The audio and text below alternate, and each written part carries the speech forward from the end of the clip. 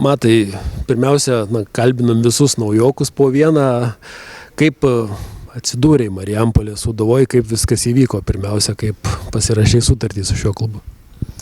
Tai atsidūriau gan paprastai, aišku. Agentas surado, pasiūlė per vasarą. Turėjau ir kitų pasiūlymų, bet pasirinkau Marijampolę, nes žinojau, kad gera komanda, viskas tvarkoj čia, tai ir nusprendėm čia pasirašyti. Tik tiek buvo kažkokių dar svarstymų, kodėl, gal už, kas plius?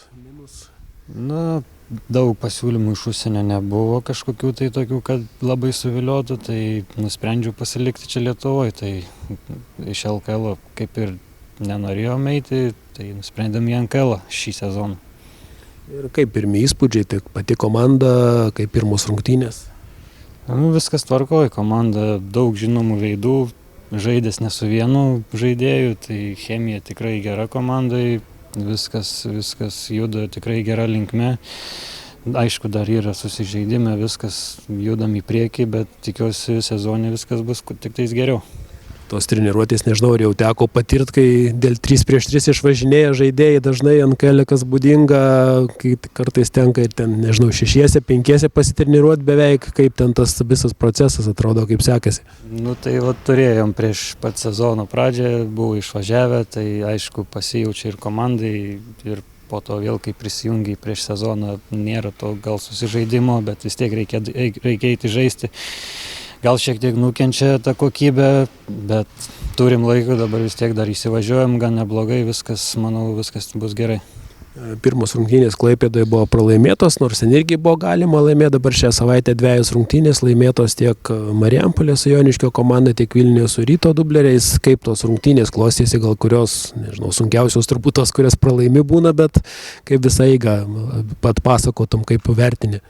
Tai taip, Klaipėdoje buvo pirmos sezono varžybos, nebuvo gal to, kaip ir sakiau, to susižaidimo, ne visą komandą treniravomės pilnai, bet pirmas rungtynės biškį gal sunkiau, gal šiek tiek spaudimas, bet ir tai kontroliavom gan neblogai tas varžybas, bet kažkur pritrūko truputį disciplinos pabaigoj ir pralošėm tas varžybas. Dabar turėjom namuose su Joniškiu.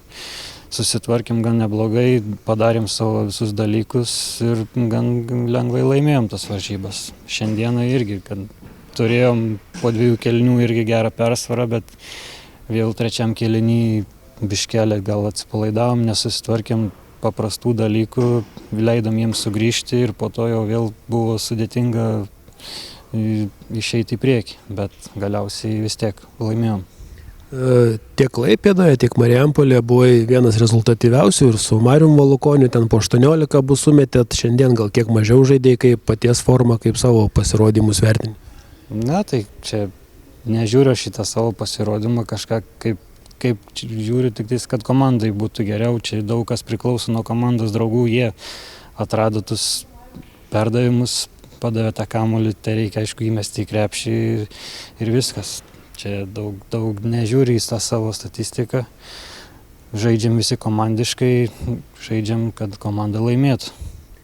Ir dabar laukia vėl 2 rungtynės, jau, sakykime, su tom komandom, kur bent ant popieriaus pagal sudėtį gal irgi sukomplektuotos rimčiau, Omega namie ir Palango išvykoje, nežinau, su broliu NKL, dar turbūt nėra tekę susitikti LKL, lyg ir esat susidūrę.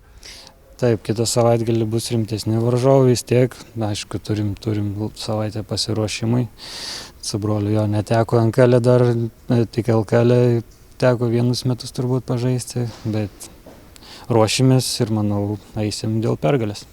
Ir komandos tikslai čia metai iš metų tie patys, turi asmeninių gal tikslų kokių visam sezonui? Tai aišku, kaip žinom, Sūduva Manting visada pretenduoja į tą top komandas, visada būna viršuj. Tai čia, aišku, atiduoti visas jėgas, padėti komandai, iškovoti kuo daugiau pergalių ir pačiam, aišku, parodyti, kad galiu žaisti ir stengtis dėl komandos rezultatų.